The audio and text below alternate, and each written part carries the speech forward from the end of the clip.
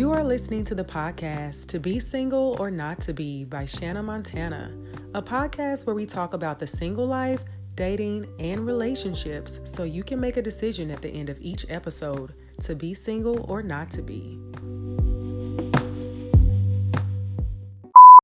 So you said that you were just happy to be here in one of your relationships, and that's why you did not have a list. So tell us, why were you just happy to be there?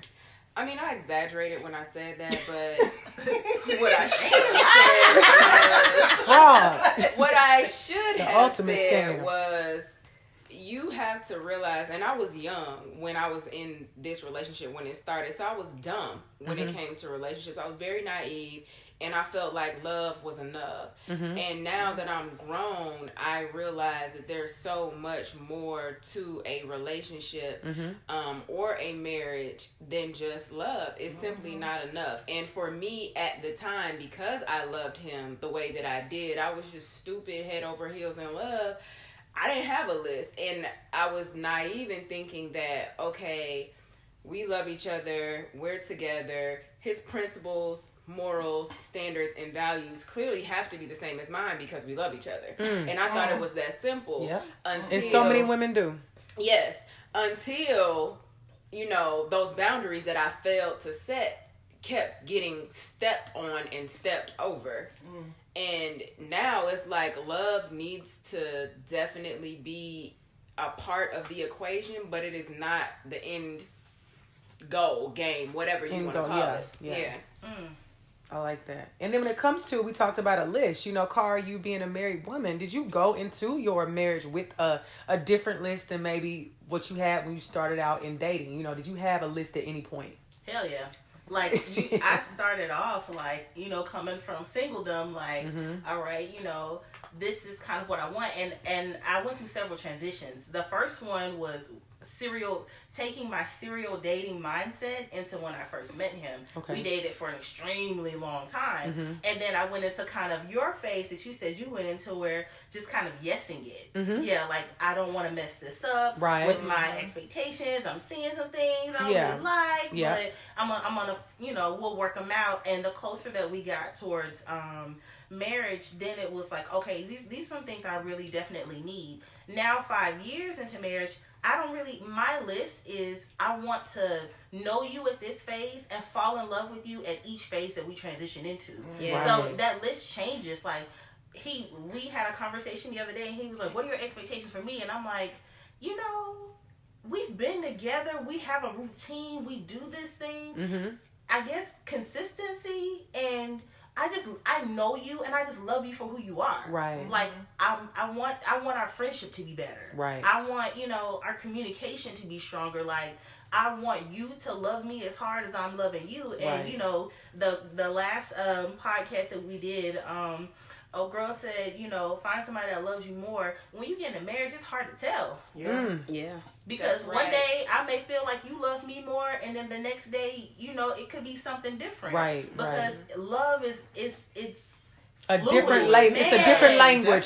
Some days it's English, some days it's Mandarin. It's different when you're married. It's not always the hand holding, because you go times where you can't, be as intimate as you want to. Yeah. Even though you're in the same space all the time, but it's like, you're trying to preserve something so it's still exciting. Right. And I'm still into you. And it's work all the time. All the time. Working to try to find the list, to be honest, that shit kind of goes out the window. I do find that the longer that you stay in a relationship, the list for men gets longer. Why is that, you think? I think for us, we tend to accept a whole lot more stuff. Okay. As to where for men, it's like, they're visual creatures. They're visual beings. Right. And it's like, I'm seeing stuff. My mind is constantly seeing and taking in things all day. And now my expectations of my wife is everything I've been seeing. To be all of that I've seen and I've taken in. And that is why the cake is so important. That is why the cake is so important. But for men, that icing don't ever change. Yeah. I still need that. No matter if I done fell off or I done got better or whatever, it's still that. And that's hard. That list, it does change it. And I think the struggle being a married woman is constantly finding a list that your partner can really handle. Right. Because you can jump in at any time and be like, you know what, I want my man to get a PhD, but you like, sis, he's already told you he ain't going back to nobody's school. Right. And So you're why is that on your list? And sometimes you're trying to, it's almost like, I don't know, I want to say live vicariously, but you're trying to force the hopes and dreams you have for him on to him, and you cannot do that. You could have that desire for your man to go back to school or to start this business or to do a number of things. But if that's not what he wants, if that's on your list and it's not on his, that's going to be a point of contention. I'm saying that's marriage suicide right there. That's what kill your marriage. Expectations like that for the other person that aren't mutually agreed upon. That's the recipe for disaster. And that's you get mad at somebody for something they didn't even know about. Didn't know, and it's a recipe for disaster. Being a single woman, that you have expectations that you have not communicated. Yes, absolutely. That you thought you thought this was about to be a relationship. And you never had a talk with that guy about it. Right. And now it doesn't turn into that, and now you're hateful. Absolutely. But you still keep talking to him. And then when you finally do bring it up, he asks, why are you mad? Well, I thought this or I thought that, and we never talked about this. And then once we finally talk about it, it's like, oh, well, he doesn't even want that. And you spent the past 365 days looking at his funky ass. Trying to figure it out. I'm going to tell you something that expectation that busts in my bubble. I used to be big on like holidays and birthdays and all this stuff. When I got with my husband, he did stuff on a continuous basis. So I was used to the gifts. That's his love language. I was used to all the attention and all that stuff. But on my birthdays, it would just be like, He finally told me, he was like, I don't do birthdays. I do birthdays for kids. I feel like when you're an adult, that's not a big thing. And I was like, wow, okay, didn't know that. That's something, okay. And as our relationship started going on, it used to be like, why don't you do these things for my birthday? He's like, I told you. I celebrate you every day. Right. If you tell me you want something, I will go get it. Right. I don't care about that one particular. And to me, I'm like, it's my birthday. It's my birthday. And then it just, I had to kind of settle into it. I'm like, you know what? I can't make that compromise. You told me initially. It definitely is. And he finally, he does it now. But, in the beginning, that was like tug of war. And I had to kind of settle like, okay, well, am I making a big deal about this one day when the other days of the year is like my birthday anyway? Yeah, absolutely. So was this worth the fight? But did you have that conversation and let him know that I'm big on birthdays, I'm big on holidays, and for him to be able to say, what was his response? That's some goofy shit. So we really talking about this one damn day. Any other day, I'll take you wherever you want to go. Goes back to communicating in the beginning, but also what do I need? For the woman, it's okay. You should have a list. You should have expectations, but you also need to know, like, okay, I can kind of live without this, but I absolutely cannot live without that. Yeah. So that, when y'all make the decision to come together and say, hey, I'm going to commit, they both parties know, like, this is what the expectation is. So it's not like, hey, you're giving me fish sticks and I told you I'm, I like Chileans. You know what I'm saying? Like, what if I'm fine with doing your things on your list and then things change, I change? What if I change and I no longer want to do that? That's a good question. What do you do? What do you do? Because, that happens with men and women. True. Like, what if when we met in my 20s, I used to love being a gym rat. Now I'm 30, shit that broke down, knee hurt, bang hurt. I'm going to the gym 5 times a week. What we going to do? I think that's where it comes into, you have to recreate the compromise. You have to find a healthy balance, because I'm not going to stay the same person. I'm sure it's, it's things that I like to do in my 20s or even earlier 30s that I don't enjoy doing now. So I think that's definitely going to change, and you have to be open to that. And as a single woman, it depends on how long you are single or how long you date a person before marriage. You have to look at it then. Just because when we start dating, we might have expectations that we communicate. We have that list. Things could change even then. It may not take 5 years for the change. So I think that if you are married or in a situation, you have to be open to that he's not going to stay the same person forever. And I would hope that he wouldn't. But if he's changing in an area that I don't want him to change, it's going to be a little tough. But I think that you have to be a person that's open to that compromise forever. But we both have to be aware that as human beings, we constantly grow and change anyway. Right. Every single day you change. And I have to have that, me and my boyfriend have this conversation all the time, like, hey, I see your growth. So you need to be able to recognize that growth in that person because you want them to recognize it in you too. Right. When you see it moving, you see it changing. Right. You have to have your relationship in that perspective. Like, right. okay, how is this going to affect us before it's 5 years down the line? The before growth and change and happen, and you were just blind to all of it, and then all of a sudden it's a problem. Yeah. Like all of a sudden he's a brand new person to me, but it really wasn't. But it wasn't because you didn't give it its recognition right in front of you, or you ignored it, or you chose to act like it wasn't because happening. You're like, oh, that's just a phase type stuff, you know. And we're quick to throw the word phase on things, but sometimes the phase is what it used to be, and it's a life change now. Yeah, you know. So it's all growth. It's all communication. And again, back when you said at the beginning of the relationship, what are these things that I can continue to stick with 5 years down the line, you know, in that person? Right. I agree. I think another big thing that hurts us single women is having that list of what you want your potential partner to be, and that list is completely unrealistic. Especially, or you're not even on the list. Level. Right. You ain't on that level of your list. Right. Like your list is real high standard. Your list is like, A++, and you at a Z. Like that's not okay. I mean, a lot of the times, and you probably like, well, why did you go to a Z? Because a lot of the times people are at a Z. Yeah. Absolutely, like they are not even in the middle of the M and the N. Yeah. Nowhere in between. Like they're just at a straight Z.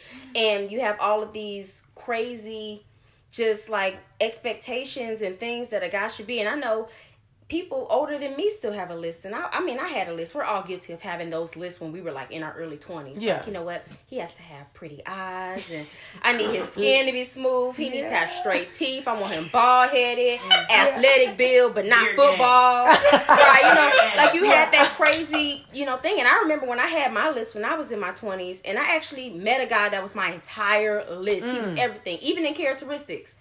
I said, damn, this is some whack shit here. I mean, whack, my nigga. Like, this is not what I want. Like, I don't want this. You're like, oh, wow, so this is what it looks like when you put it all together. Like, I mean, you cookie cutter cracker. Like, what is this? It was awful. And he was a good guy. Like, I had a good list. It was pretty good. You know what I mean? Proud of yourself. I was like, dang, you did good. But no, you're not my cup of tea. Like, it's just not it. And it's just a list, really. It's really the person.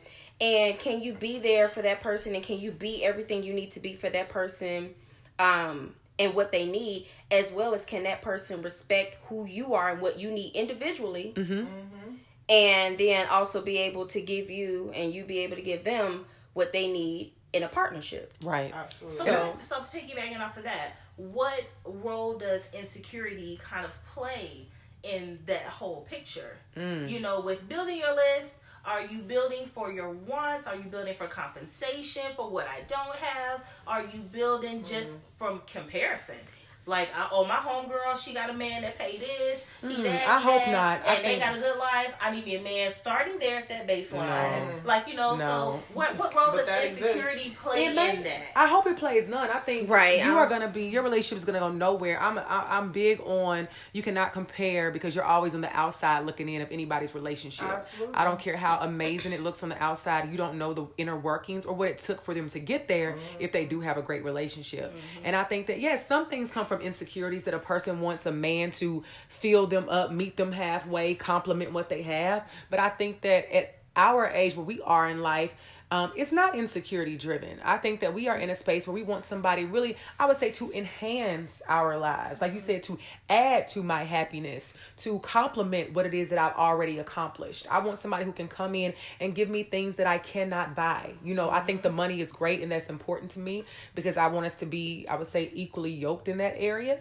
But I think that when it comes down to it, how can we come together and not only make each other a better person, but how can we make this world a better place? Because, I'm big on that, the impact that I'm having, not only on myself, but the people around me in the world. I can't change the life of everybody, but I can change the life of just one person here and there. And I think that if we are going to come together, we have to look at it that way.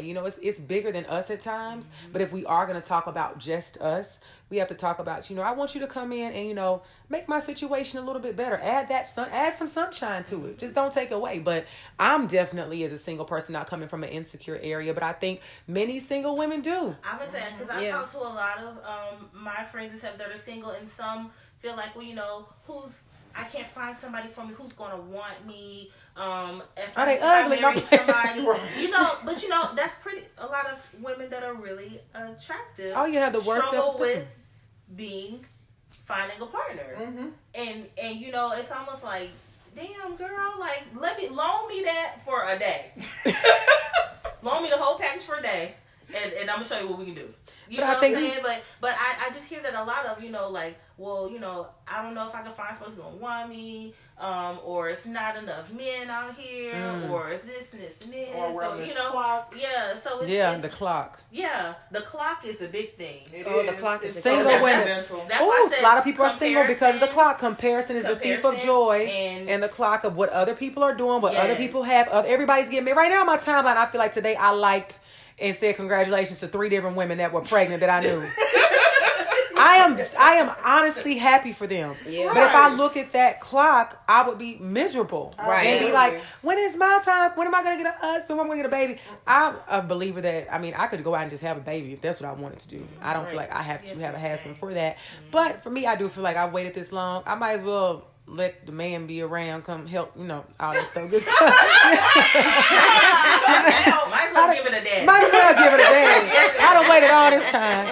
But I do think that those insecurities and that comparison, especially on social media, they look at what everybody, and that clock, I think the insecurities and that clock go hand in hand. It'll force you to be like, well, he's nice and all, but he don't have this, and we can't be, relationship goals and all of this other stuff. Yeah. Because my homegirl got this, my homegirl got that. Yep. And it's almost like, honey, your everything, your heart and soul and soulmate may not look anything like that. Which is why she is probably miserable. Yeah.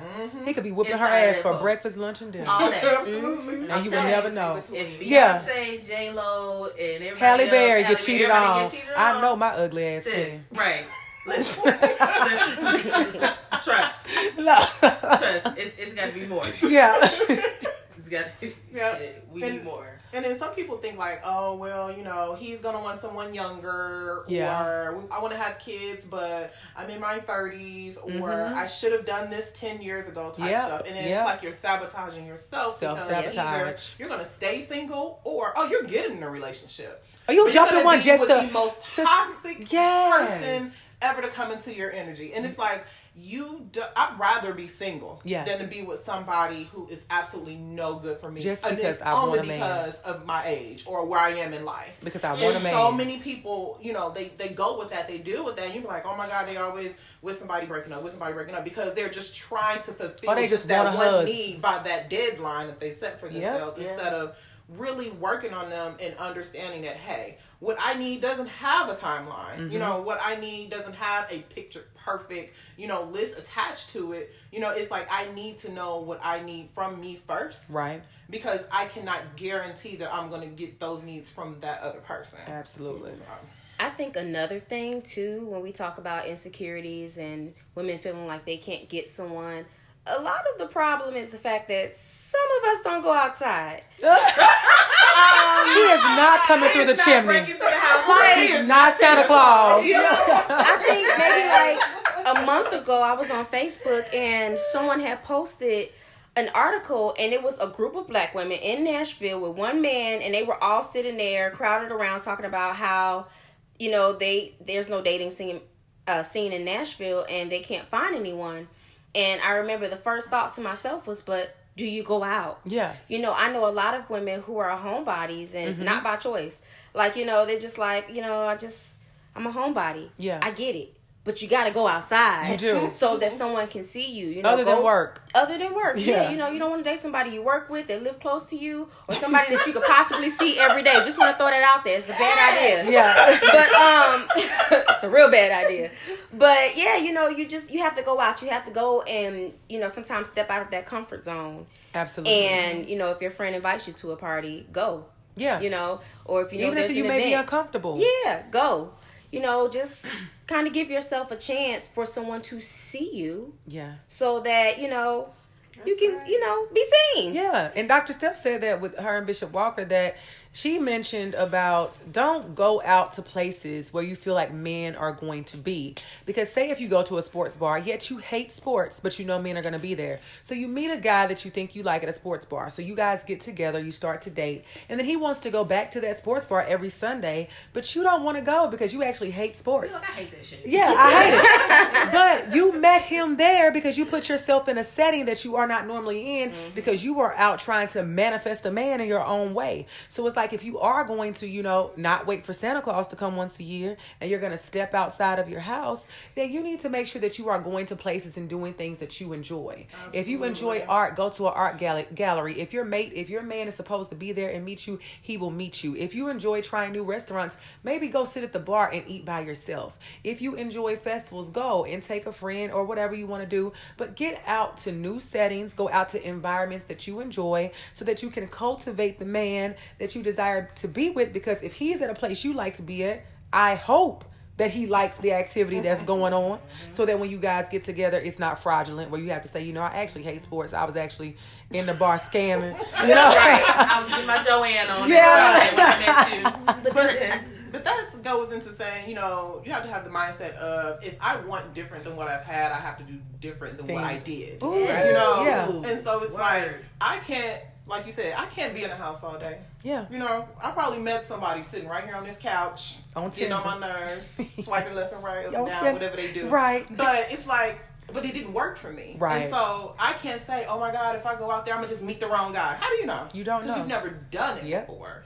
And so we all, as women and as men, have to have the mindset of, if you keep getting the same type of person, the same type of hurt, the same type of energy by doing what you always did before, then that's what you're going to continue to get until you get in your head that, damn, I need to change what the hell I'm doing all the time in order to meet that person that may be doing what I always wanted in the first place. Absolutely.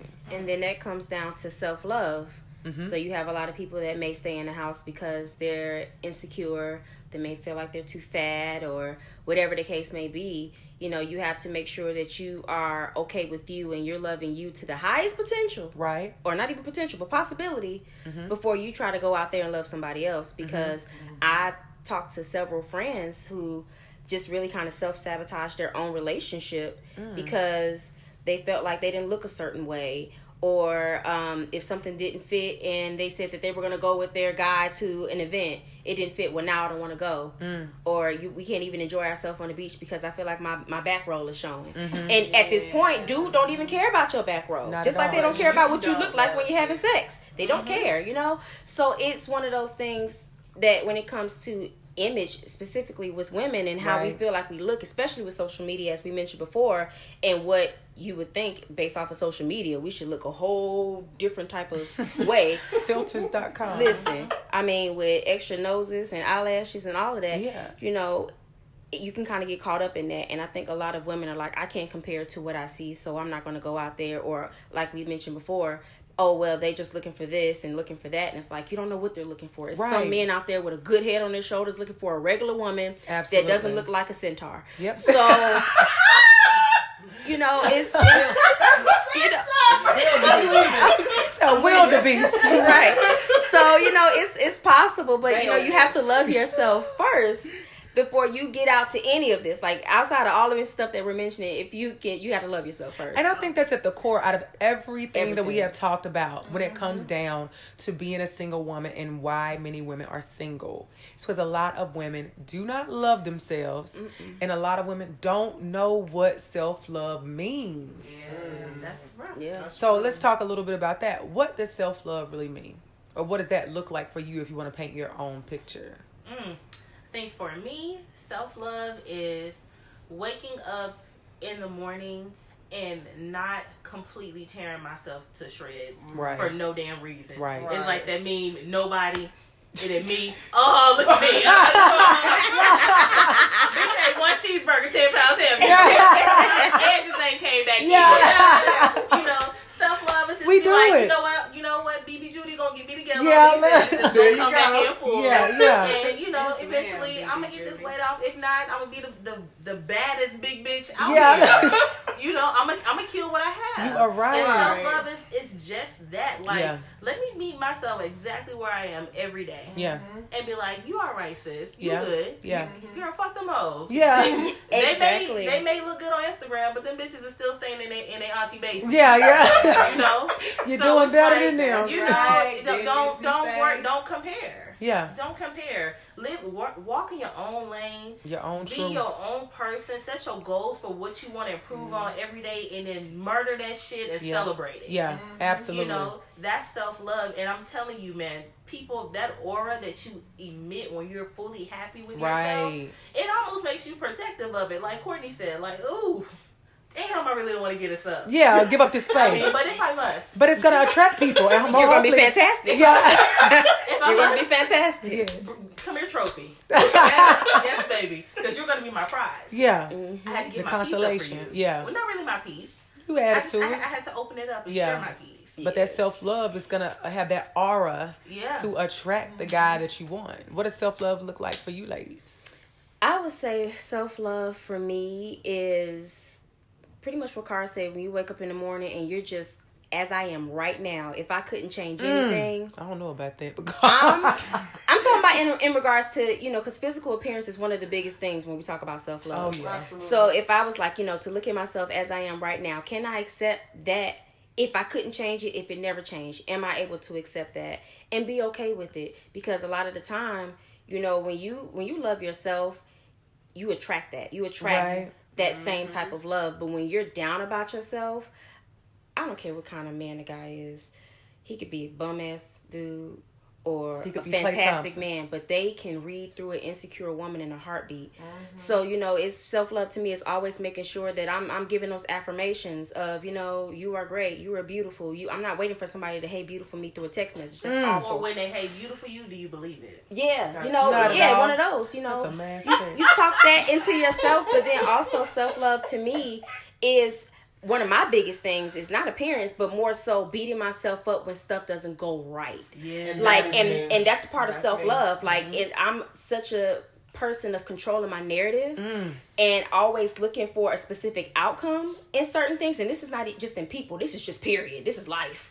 Like, if I put that lasagna in and I expect for that cheese to be medium cooked and that thing comes out a little bit extra, like, that's a problem. You want to trash it. Yeah, trash the whole lasagna. You know, so it's one of the...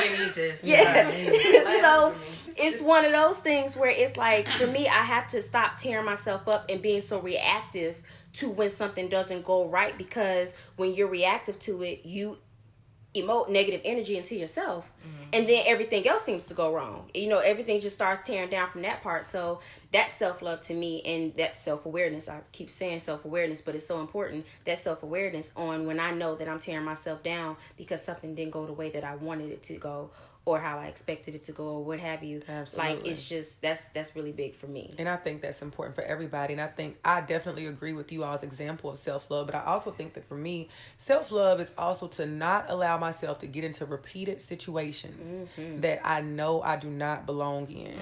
Or to have certain interactions with people that I know I am above. When I say above, I have literally been in a situation with someone and I like mid-argument stop, like, I am way too grown for this conversation.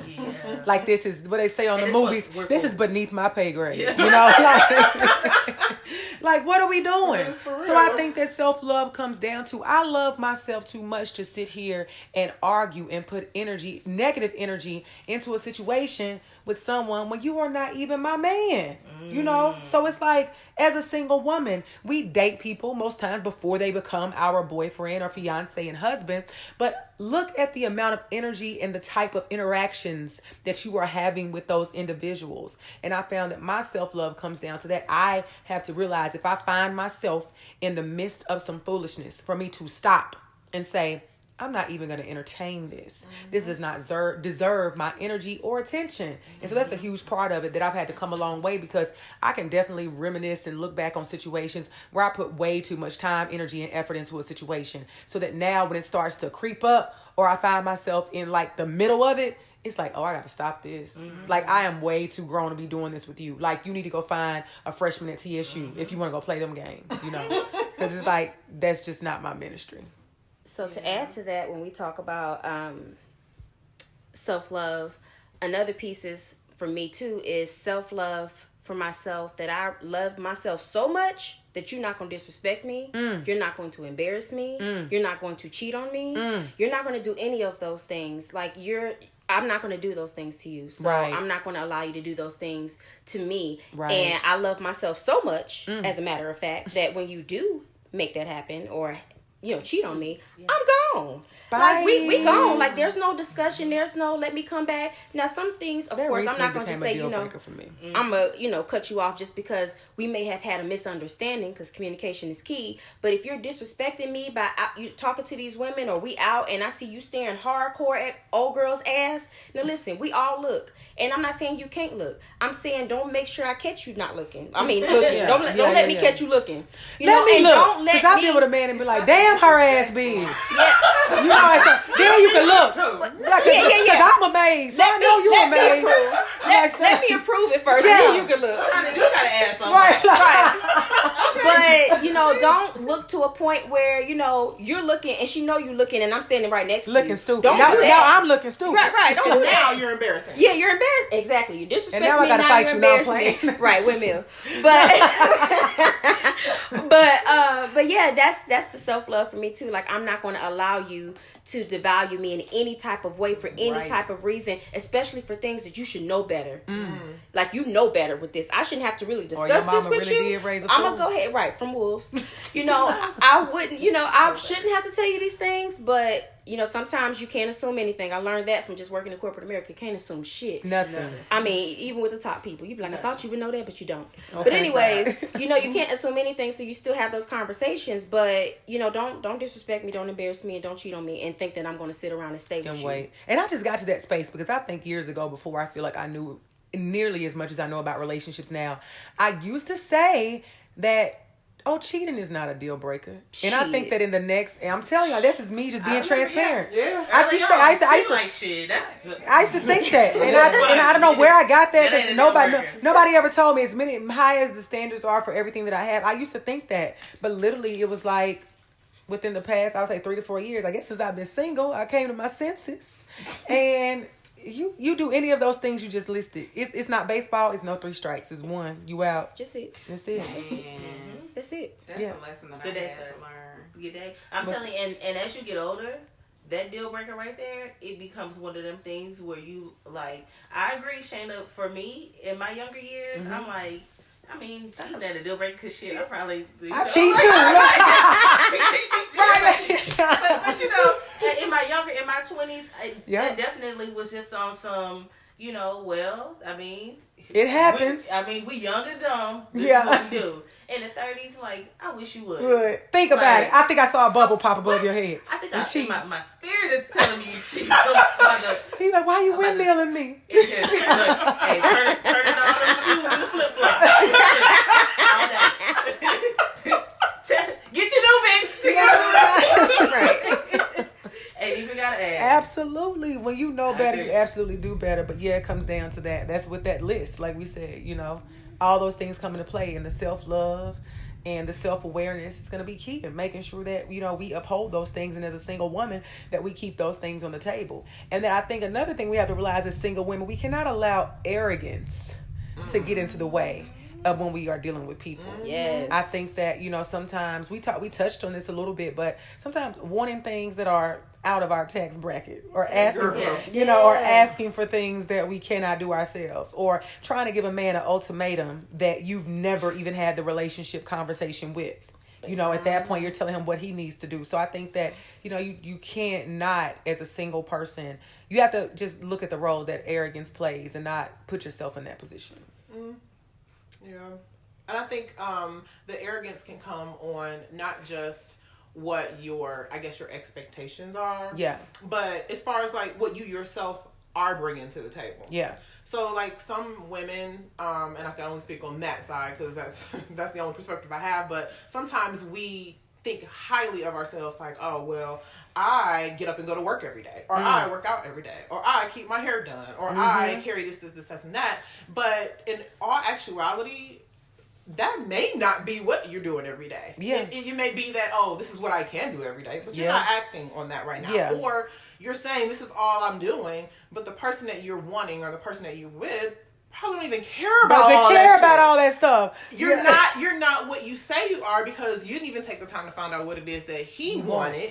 Yep. Or, what it is that he needed in that relationship. Absolutely. Or when you're dating. And so you could actually be fulfilling not one of that other person's needs. Because you're so thinking about what you actually are bringing to the table, but that may not be the table you're supposed to be sitting at with those things you're bringing. Mm-hmm. That's a word. Yeah.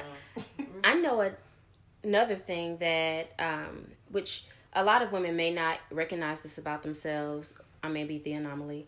But I have an issue with commitment.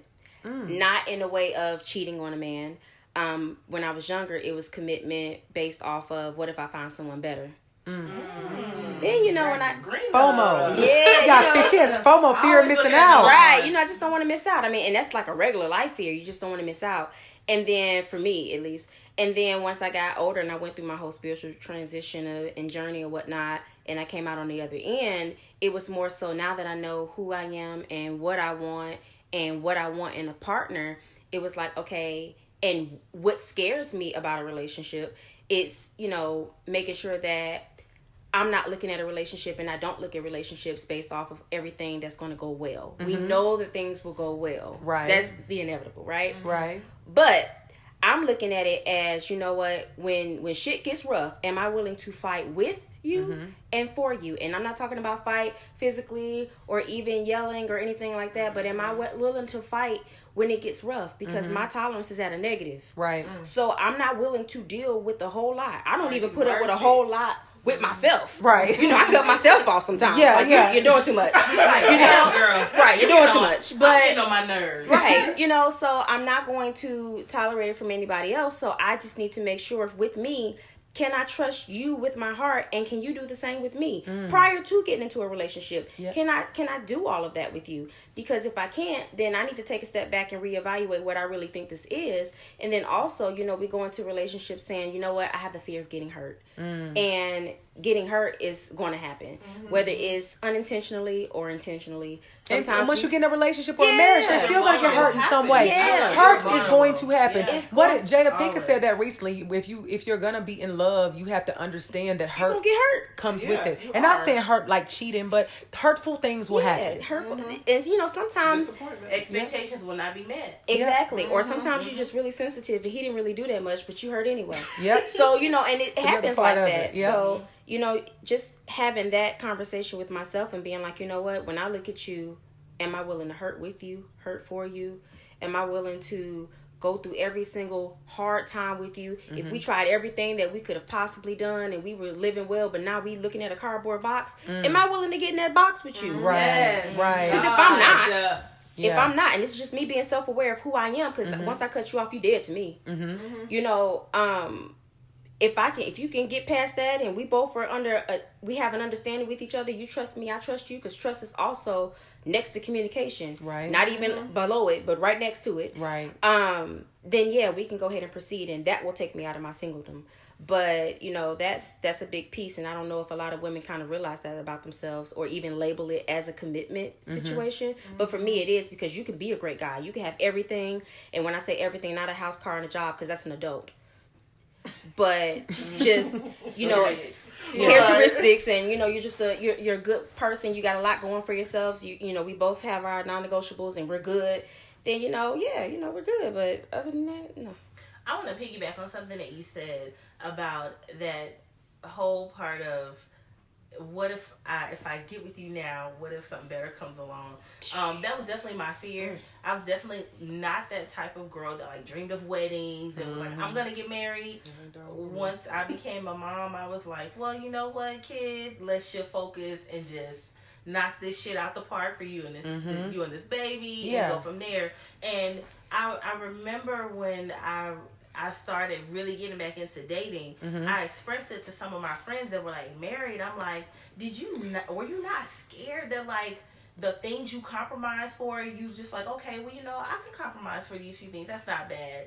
And the minute you put the ring on, were you not scared that like the person that came with no compromise is snatched away? And it took my friends years of just like drilling into me and said, Cara, no matter what, you're going to compromise for something. Mm-hmm. And if he perfect, you gonna compromise on him being perfect and your ass ain't. Yeah. You are always going to have to compromise on something, and that was my number one fear of settling down. Yeah. Of like, okay, oh my gosh, what if I do this? And then here comes somebody coming my way like, damn. What is this time? I can't really do what I want to do. What help you? How long will you wait, sir? You know? And it took me really finding my husband and realizing like, shit, if somebody else does come along, like, I'm invested. Yeah. You know, I'm invested. I'm interested. My focus, my attention, my energy, everything is here. Yeah. And it could probably be 50 betters than walk by. Yeah. You just and it don't matter. It don't even fucking matter. Don't see them. That goes back to that person being the one that got sent for you, because there's no replacement for that. So if he's the one, then somebody might come along and their icing might be a little bit better. You know, that's about it. But that fear will keep you single though. Sure. Like, you know what? I would like to be with you. However, comma. I have definitely. I feel like God has shown me my purpose, and when He did, I didn't really see you. I didn't see your face. I saw a face. Don't get me wrong, it was a face, but it wasn't short. It had a 6-pack. Beer game. I'm just not sure. You know, that fear will keep you there. It will. And I do have some friends that are really accomplished, and you know, they've got the letters and everything, and it's just like they've let that fear hold them for so long. Now that we're in our mid-30s, it's like now you just trying to piece together, man. You like the scraps. He just need to have both eyes. I got 4 of them that I done built one with. It's like Legos at this point. Shit. I'm winging it. Yeah. You know, because it's like you've gone this far, and now the clock is ticking. The clock is on you. Yeah, in your mind. That list. Yeah. You done threw a bunch of them back, and that's why I say, you know, you ever look back and be like, damn, you know, he was a really good guy. He wasn't that bad. She looked happy. Like, damn. And he an engineer. Okay, damn. Where you get that degree? I didn't even know what he was doing at TSU. But that goes to the next piece too. When you talk about he was a good guy, some of us won't date the nice guy. We want somebody that's a thug a little bit, or somebody that's a little bit mean. That future is not allowed to be discussed on this podcast. He is the epitome of a fuckboy. And when we get to that episode, he will be discussed thoroughly. You want a future, you have to go for your future to get to the Russell. That's the only reference we'll make. Because you have to go to the future. Let's be clear. To get to your Russell. Future is all things trash. Yeah. All things trash. So his whole system. Yeah. Of women and creating. Yeah. He's the ecosystem of fuckboys. Yeah. He's their captain. Yeah. Right. But a lot of women are single because they want those futures and they don't want the nice guy. Yeah. You know, and they're like, oh, he's too nice. Like, what's too nice, sis? Like, what is that? We got to get past that. Our age, we still like that? I know early on. He's corny. Yeah. They want a nigga that's corporate when it's time to be corporate, but Tupac otherwise. Like no, you don't have to be full fledged Tupac. You can be. They want balance, but sometimes the balance is.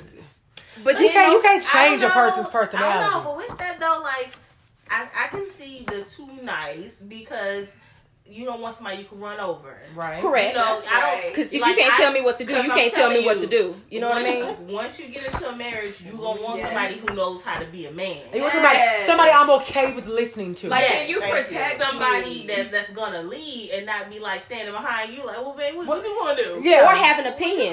Like, have an opinion. Don't always be like, well, whatever you like. No. You're not coming to America. I need you to have an opinion. And if you're not interested in something, say that. Don't just tell me you won't do it and you're miserable. You're like, I can't wait till we leave. Yeah. But some of us don't even get to that part. Cause I have some homeboys that are like, they get that whole you're too nice all the time, and they always wonder why they're in the friend zone. Yeah. And that's kind of What's their name? A part of it. Look, you know me. Okay, no. His ass belong there. Yeah. Like, that nigga need to set up camp.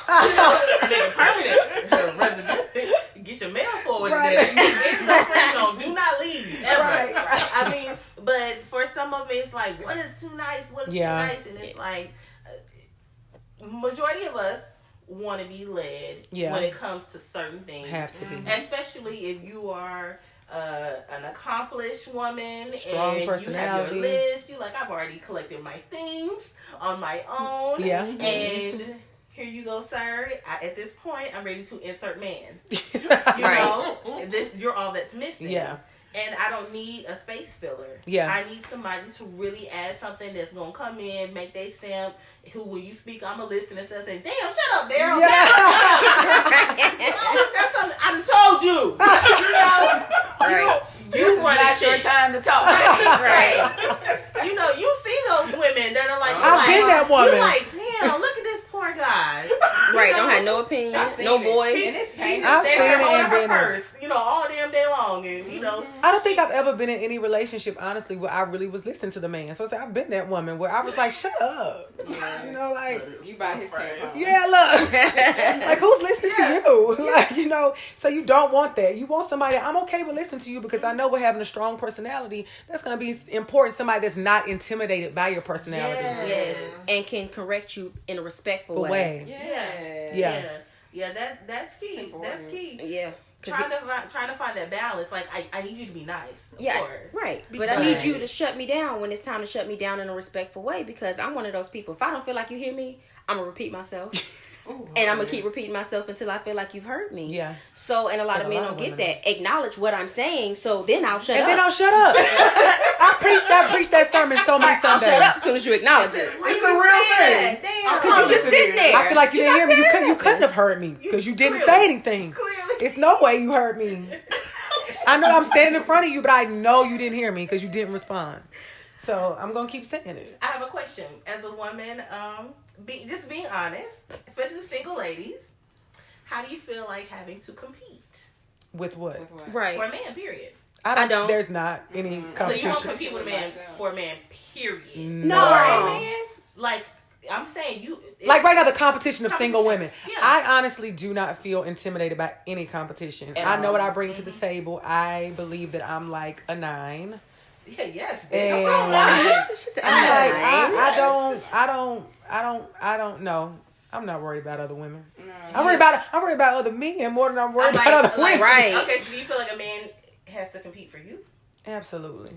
I think absolutely, and that's the nature of the game, though. But he's not competing with other men. He competing with me. Like, he gotta show me this is a competition, brother. You are here. It's like the Hunger Games. You are here to show me at this point that you are worthy, that you are fantastic. Fantastic. So the competition is you on you. That's right. Mm-hmm. You gotta show, you like to say, me versus me, the memes on Instagram. Yep. You got this. Yeah, you got this. Yeah, me versus everybody. So I don't feel like, honestly, there are other women. I'm not worried about any other woman. Like we said, at the end of the day, if J-Lo, Beyonce, and Halle Berry can get cheated on, I'm definitely not going to be worried about another woman. And those are some of the most beautiful and talented women in the world. So I feel like when it comes to other men, they clearly not lined up outside to be single or not to be. Right. So I feel like if I'm going to get to that space where it's like, okay, game on, not literally, but I'm allowing this man a chance. He has to know he is in competition with himself to get to the next step. Say if a man was transparent with you and said, I just want to be open. I am currently dating other people. Mm-hmm. And, I just want to let you know that before we go any further. And okay, then it's over. Stop. And so you will no longer date that man. For me, yes. No, because I'm setting that expectation if I'm getting back out into the dating scene that I'm looking for something that's going to grow long term. So if you're not, and granted, I'm not going to say that on the first date, but as we continue to talk to each other and through conversation, I'm going to let you know, because I don't want to be that person 6 months down the line and we done did all the most. And then I'm like, what are we?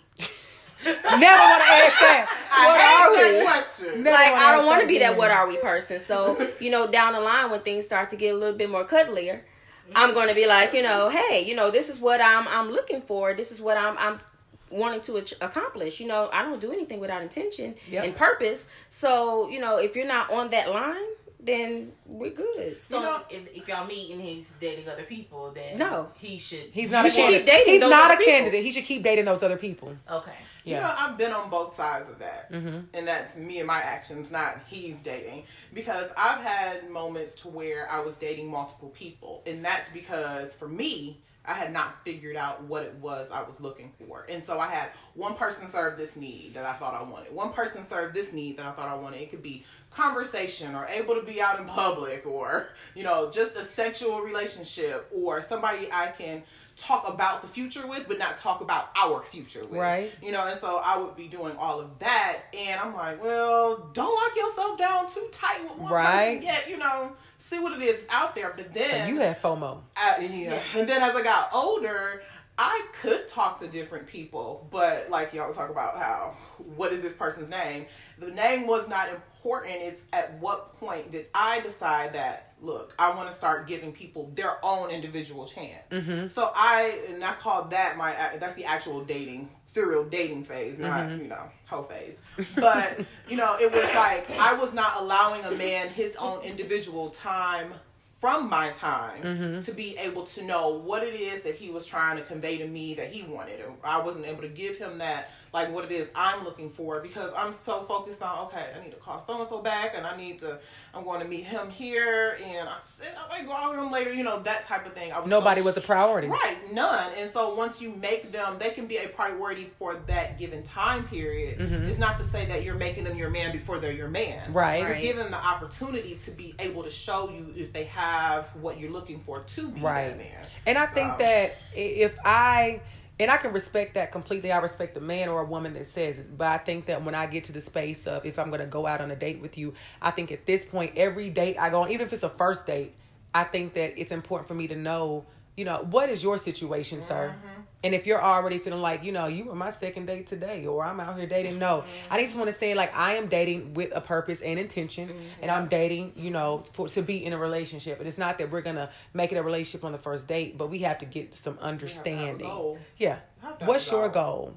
So you're not willing to date someone in the gray area of their life? No. I've been done it. I just got out of something. I'm really just out here trying to, I'm chilling. I'm looking for friends. Trying to find me. Right. I'm trying to find me. I'm not looking for nothing serious. I'm just looking for, you know. No. Okay. Big red. No. Okay. No, and those be the same people too that pop back with their exes. And then you also have, that's another reason why we're single, because we don't know how to let our exes go. Yeah. Or stop waiting for them to come back when we know they were not coming back. And they were toxic, and we shouldn't want them to come back. Yeah. They done moved in with somebody else. You know, they got a whole new life going. Whole family. And you still sending pictures about something, but she ain't me. Right. She ain't me. Clearly. Obviously. She'll never be me. He clearly thought she was better. That's why he with her. So, you know, sometimes we learn how to let stuff go. And a lot of times we be holding out for hope. And it's like, if dude goes. No closure. But the thing about it is we got to stop expecting closure. Not everybody's going to give you closure. You got to make your that closure own with closure. yourself. Right. Like, okay, what's the lesson in or this? you could kill him. Take a lesson out of it. Did you say kill him? Yeah, I'm playing. I'm joking. But yeah, don't kill them. But definitely just get that closure with yourself and stop waiting for someone. No one owes you anything in this life, nothing. So I wouldn't wait for that closure in those relationships. Just move on. Learn how to cut the cord. And we have a problem as women to go back to what's familiar. Yeah, we feel like if we get lonely, let me call my ex. He called me, let me go over here. We know he live with somebody else. He with his baby mom. He with whoever, and we still give him energy. Yeah. And then when he pop up with a whole wife, you like, girl, I ain't see it coming. I bet you only saw him at night. That's why. Yeah, right. Yeah. Ooh, that closure. That's something I'm in my age and phase now. I struggle with being okay with not having closure to things and providing it for myself. You have to. It's hard.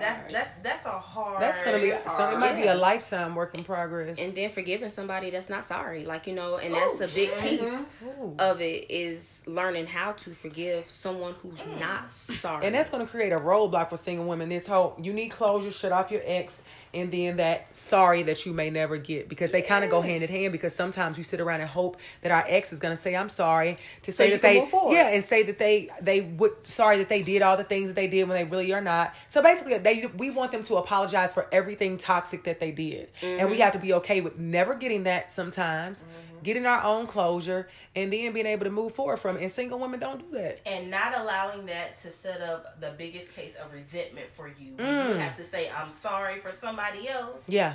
You will resent every damn nice deed, nice, kind attribute about yourself that you shared with somebody. Right. Because now I got to apologize for allowing you to do that. Yeah.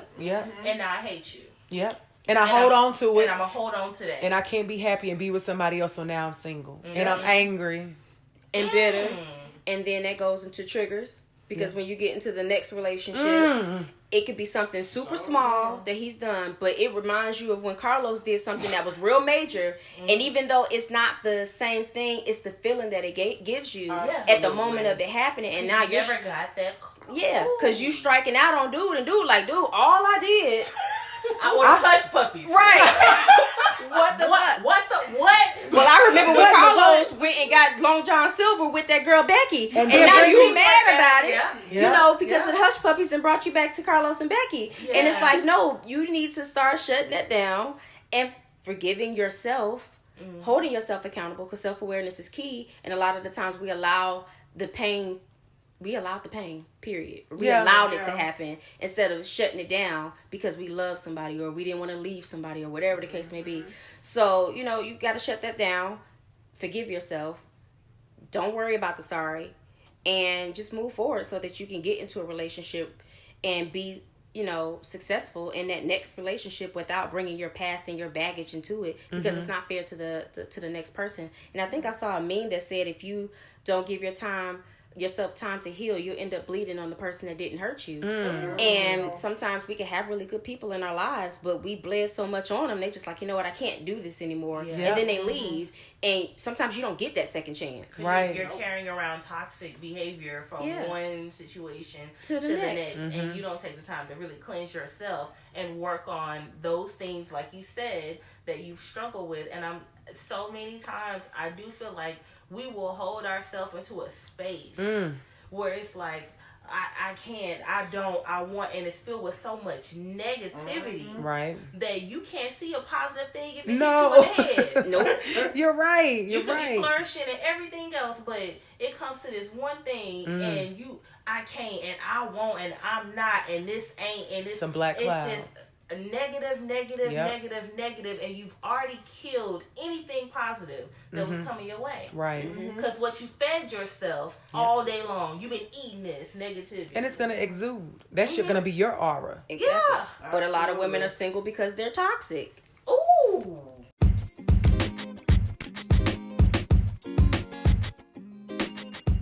Welcome to the Living Single segment of the podcast. This is a segment where we will answer any love, dating, or relationship questions that are sent to me via Facebook or Instagram, so feel free to send yours today.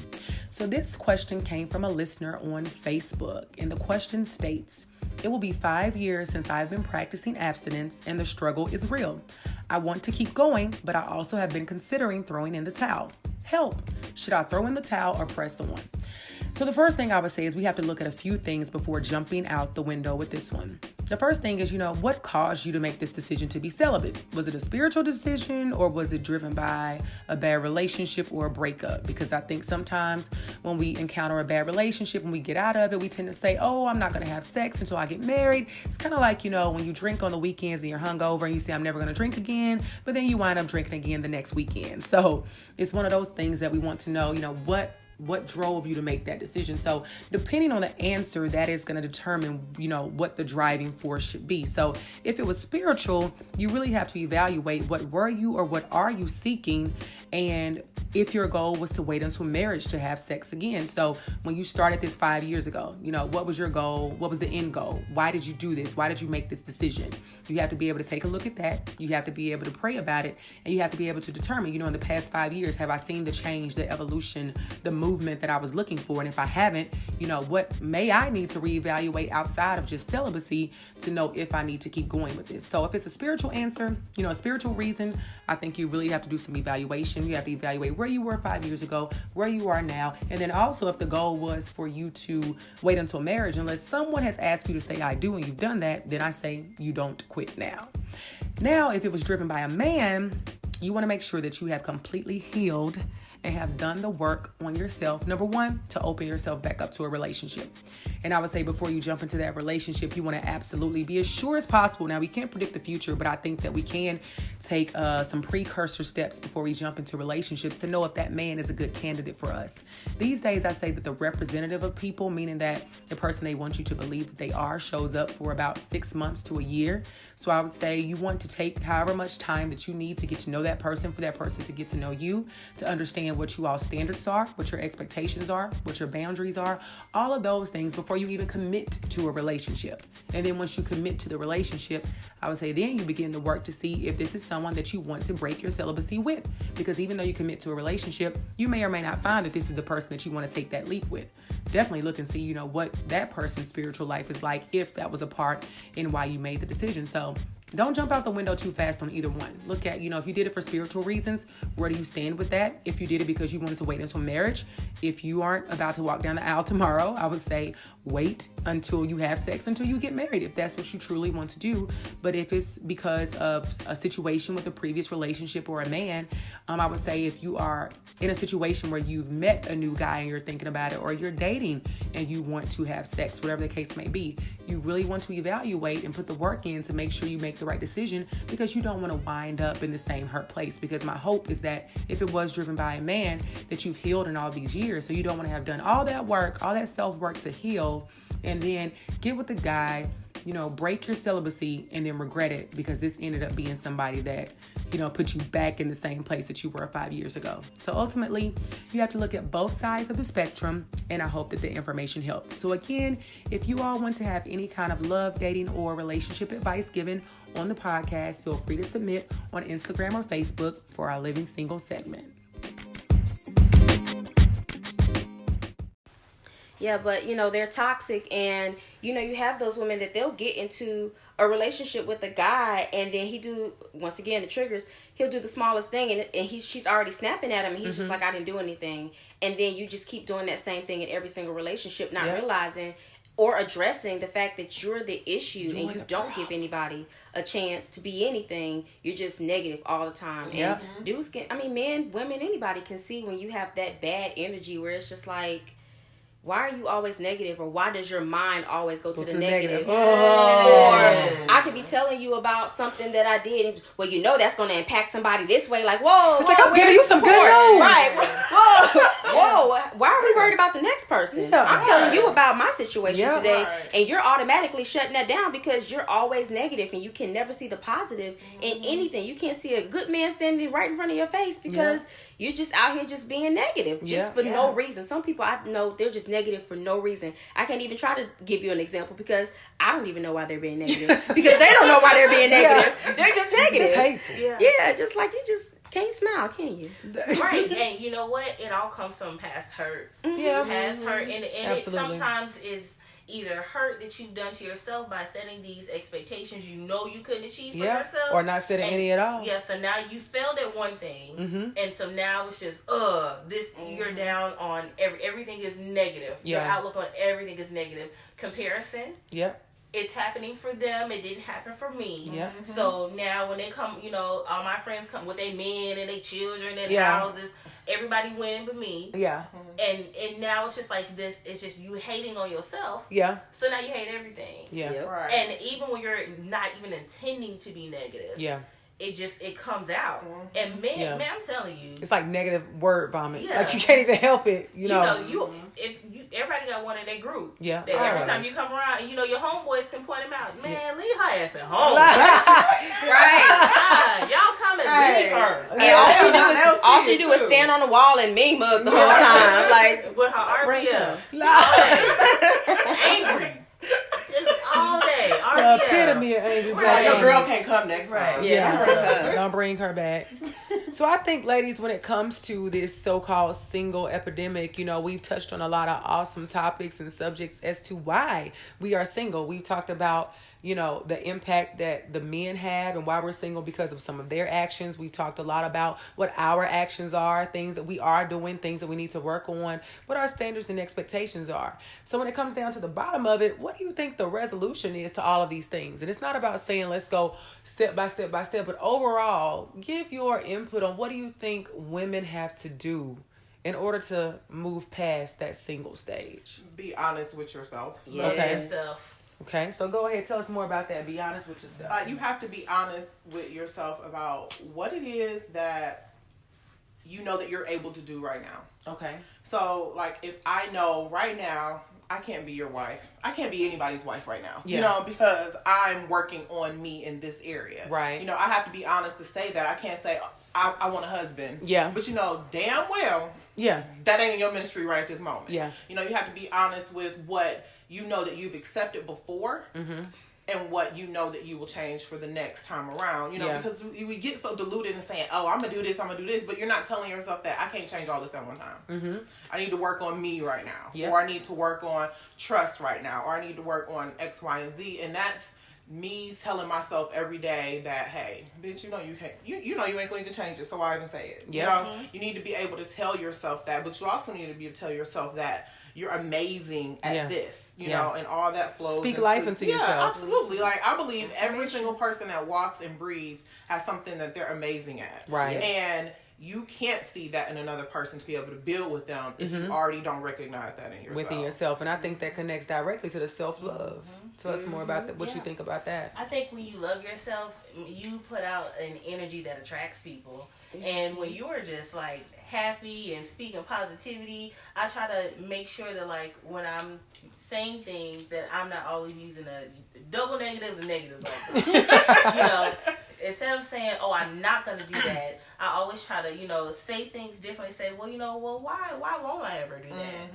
I don't like words like never. Yeah. Because life is long. Yeah. Real long. People don't realize that. Real long. And if you have already set yourself in a box of what all you're never going to do, right, or what you would never accept and you would never allow, you're going to miss out on so You won't know until you're faced with it. So it's like, love yourself, accept yourself, be happy with yourself. Man, push that positivity out, and you will attract so many good things, so many different people. So many beautiful things. You never know, man. The love of your life may not be tall, dark, and handsome. He may be short, white, and rich. Say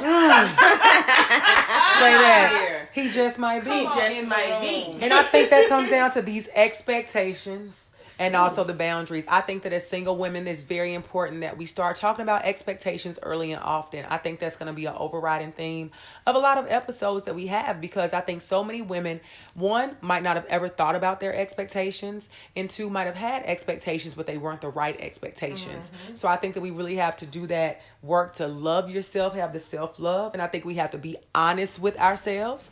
And I think when we're able to do those things, we'll have the correct expectations, and it's okay. Those are lists that it's okay to have. It's okay to write those things out. It's okay to have a good understanding of those things. And I think expectations also include the boundaries. You have to have boundaries and deal breakers of what you will and will not tolerate in a relationship. It's been too many times where women have stayed far too long in a situation that was over, or we entered a situation that we should have never entered. So I think that before, as single women, before we decide to move forward, to date someone, to be in a relationship and all the goodness that comes with that, we have to make sure that we know what we want, what we expect, and what our boundaries are.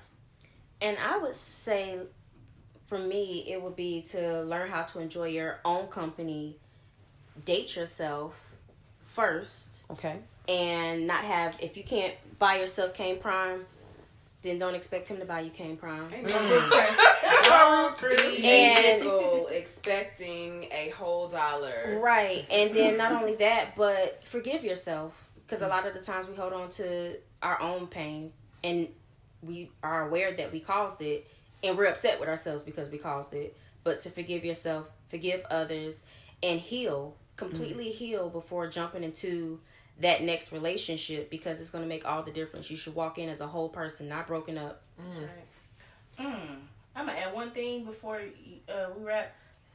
Sometimes it is absolutely okay to be single. Yes. Do not let anybody make you feel guilty about not having a damn man. Exactly. Don't let society pressure you. For everybody, you can kiss 100 frogs, and guess what? They still be damn frogs. Yes. They may not ever turn into a damn prince. Yes, It's it's perfectly okay. fine. It is okay. It's okay. To be single, to be by your damn self. Yes. Enjoy your peace, girl. Be your own damn peace. Yes. And don't wait That's okay. for a man to come around to live your life. Yeah. Take that trip. Man, Go to that restaurant. Go to the movies. Yeah, start that business. Do it. You know, whatever it is, I like that, because that's why it is to be single or not to be. And even though we are talking about the state of single women, it is okay if you are a single woman. It is okay if you are a single woman by choice and you want to stay there for a while or forever. That is your prerogative to do so. So I absolutely agree with that.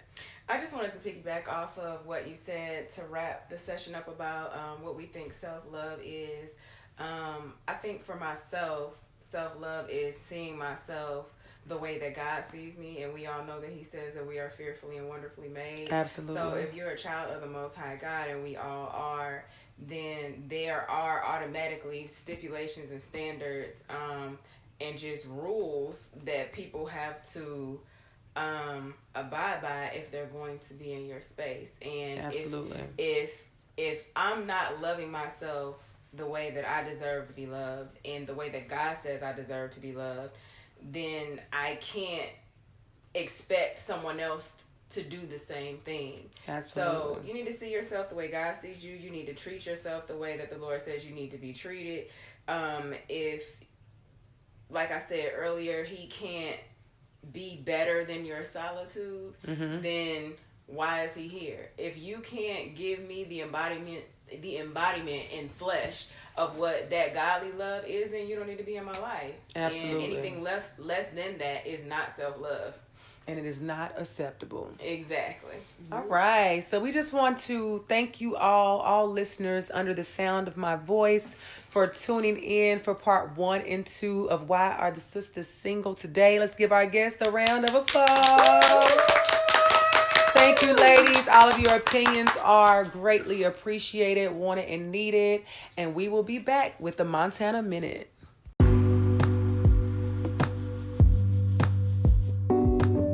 And now this brings us to the Montana Minute. It is my hope that you all enjoyed both episodes and that you can begin to apply all that you've learned from listening.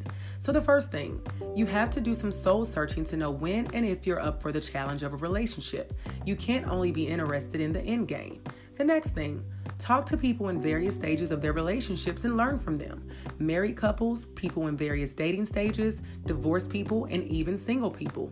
Keep those conversations going and be a forever learner when it comes to love and just dealing with other humans. And the last thing, the bottom line is that you should not settle for less than what you desire. You have standards, wants, needs, and non-negotiables, and you can have most of what you desire with some compromise, but don't just accept what's offered because it's available. So thank you all for listening. Be sure to like, subscribe, and leave reviews. Until next time, it's up for you to decide to be single or not to be. Signing off, Shanna Montana.